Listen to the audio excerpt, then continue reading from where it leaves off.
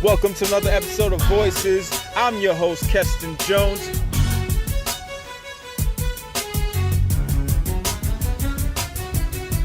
Visionaries offering information with clarity, expertise, and substance.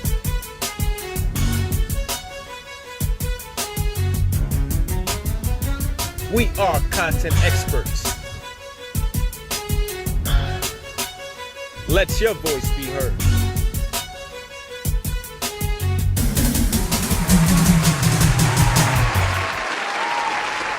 Welcome to another episode of Voices. I'm your host, Keston Jones, and with me, I have another special guest, Ms. Dynesha Henderson. How are you doing? Hello. Once again, it's a pleasure, and thank you for agreeing to be on the show. Dynesha and I, we've known each other for about 3 or 4 years now. Yeah. Both working in the field, doing great things in communities of color, and I always feel it's very important to elevate all voices, especially in areas that we don't traditionally talk about, especially in the Black community. We talk about, especially many of us suffer high rates of hypertension, high blood pressure, health in various areas, not just physical health, but emotional health. Exactly. So this episode, I really want to focus on the importance of wellness, and that's why I felt it was very important to have you on the show today. But before we go on, I want to briefly read Dynesha, and may I call you Nesh? Yeah, Nesh. Absolutely. Nesh's bio.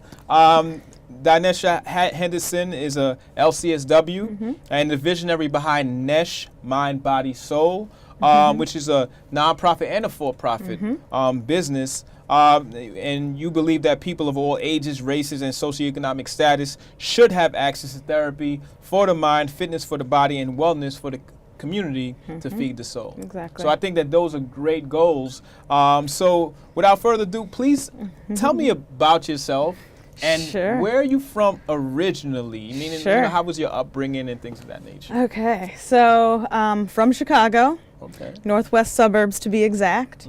Grew up in a small, all-white community actually until I was in high school. I had no Black people in my school. Oh.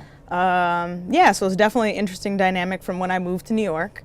How was that upbringing, as a woman of color, a young woman of color? Honestly, going through it, it wasn't really a thing because I didn't know anything else. It wasn't until I went to college and then moved to New York that I was like, oh, all this exists? Definitely missing the diversity and things like that, but I didn't really realize it until I saw something else. So somebody from Chicago moving to New York, that's a change. How was your move to New York? How was that like? Love it. Still here 9 years later. I moved here for work. So after graduate school, I got a job working for a super dope woman. I got to shout her out. Her name is Nesh Fullwood. Okay, shout out to Nesh Fullwood. So got a job working for her as a school social worker and loved it. I loved the diversity. I loved what New York had to offer. So decided to stay. Of social work, myself as someone who works with social workers, I teach in a graduate program with social workers as well. How was that journey like, going from undergrad, graduate school, and finally getting to the point of, you're a licensed clinical social worker, so you pretty much reached the peak of this profession in terms of... waiting for the R. Oh, for the R, absolutely. But so what was that journey like? Yeah, sure. Honestly, I will say it was beautiful. Undergraduate, I always knew I wanted to be a therapist. Someone told me at a young age, like, you should be a therapist because you ask too many why questions. So literally I just ran with that my whole life. Didn't know what a therapist was, never saw a therapist as a child. So when I got to graduate school, I studied community health, and I just knew I loved watching people, understanding people. Post-college, started working for Boys and Girls Clubs of Chicago, doing a lot of social services work. And that's when I really realized okay, social work is the way to go because I want to be a therapist and I want to focus on social issues and not just, medication or things like that. I mean, do you think that area, focusing on medication in that area, is that, especially in communities of color, do you think that, this profession has at times look towards medication more so than actually looking at wellness in other areas? Yeah, so if I can give you a little quick knowledge about therapists, there's 3 different kinds of therapists. You can be like a psychiatrist, which is a medical doctor. Yeah. They prescribe medication, and typically that's what they do. So if you're going to a psychiatrist, often they're prescribing meds. You can be a psychologist, and they look at like brain functioning, delays, processing kind of things. And then the social worker looks at social issues. What are the presenting problems that are causing depression, anxiety, things like that. So in the medical world, definitely they focus on medication.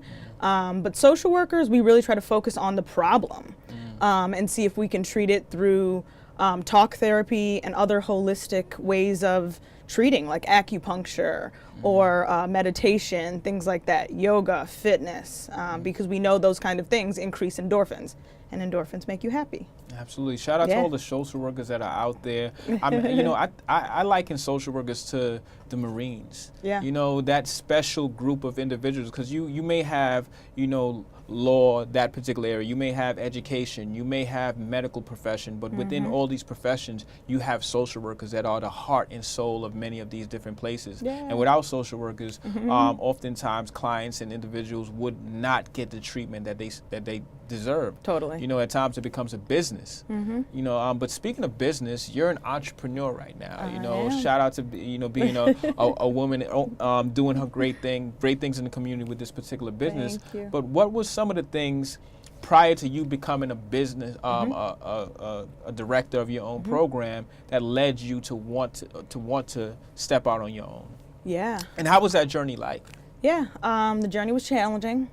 When I first started out, you have to fake it till you make it. So, yeah, just a lot of no money, putting all your hard-earned full-time money into this business, trying to make it work. A lot of, people that say no, no, no, no until you get that yes. Yeah. But it was also just like an amazing experience. I've learned so much. I've grown so much. I forgot your question.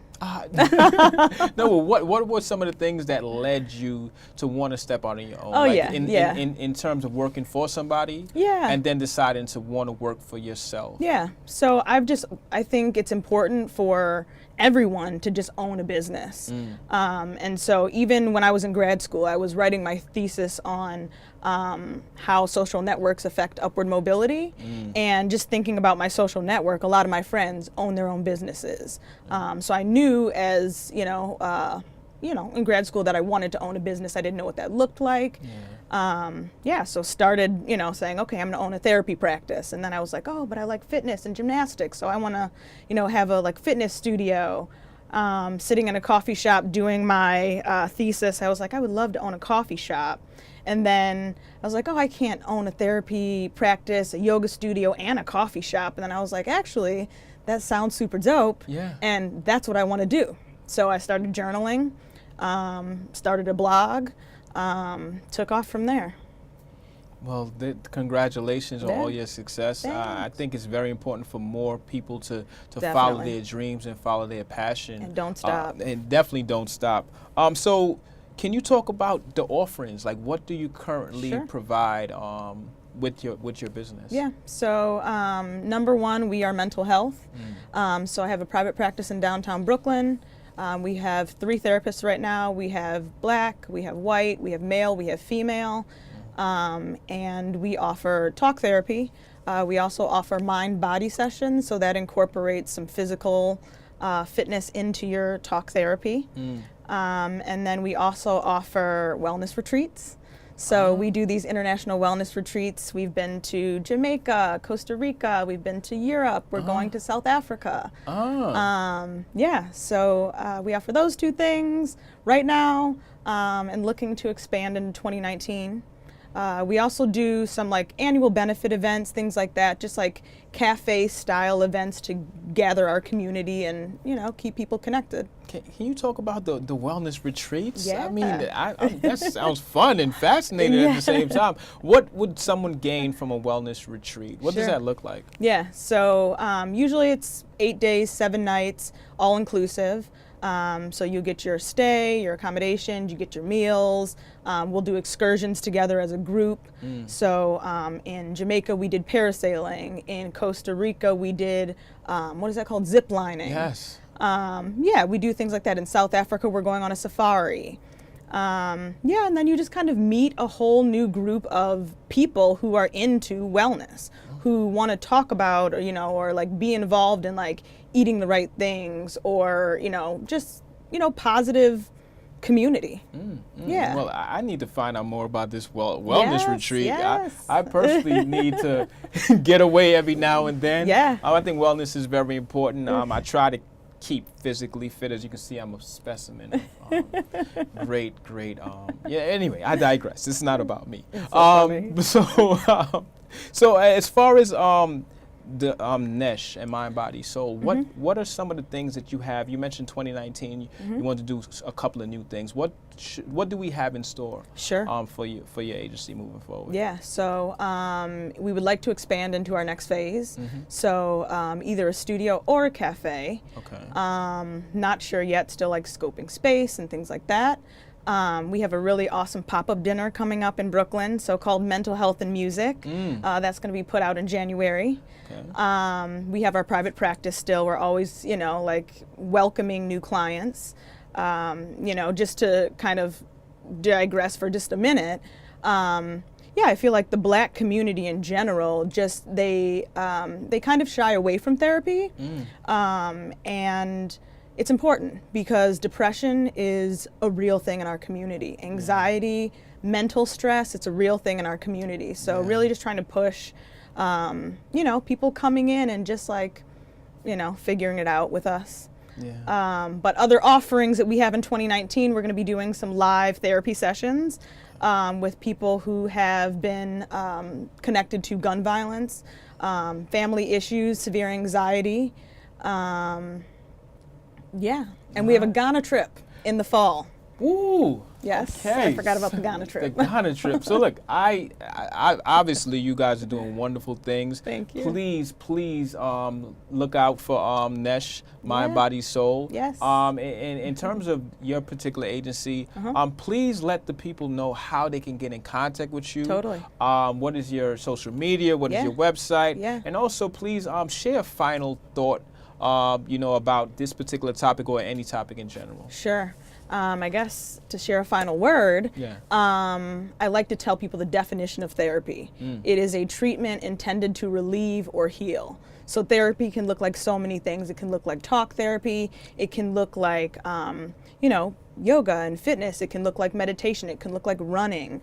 But find your therapy to relieve mental stress, anxiety, those other things, because it's normal, it's real, and I just encourage everybody to be their best self, and that's one of the ways to get there. Absolutely. Social media, @Nesh_BK. Please check us out. Our for-profit website is neshaccelerator.com, and our nonprofit is nesh.org. All right, so you heard it here, folks. Yeah. Mental health is an issue, especially in our communities, and many times, oftentimes, folks shy away from that, not aware of culturally competent therapists as well. That's one of the things that a lot of people often are fearful of, going to therapists and feeling like their issues won't be heard. Yeah, thank you for saying especially in our communities, man. And so it's very important that we do seek treatment, and it's important that we seek treatment from those that are culturally competent and aware of many of our issues. So I'd like to thank you and applaud you for all the work that you're doing. Thank really you. appreciate having you on the show. How do you feel about this topic? How do you feel about mental health, wellness? And is it a stigma within the Black community, the Latin community, about seeking mental health treatment? What do you have to say about that? We would love to hear your thoughts on this particular subject. And if you like this episode, please subscribe, please share. Once again, I'm your host, Keston Jones. This has been another episode of Voices. Peace.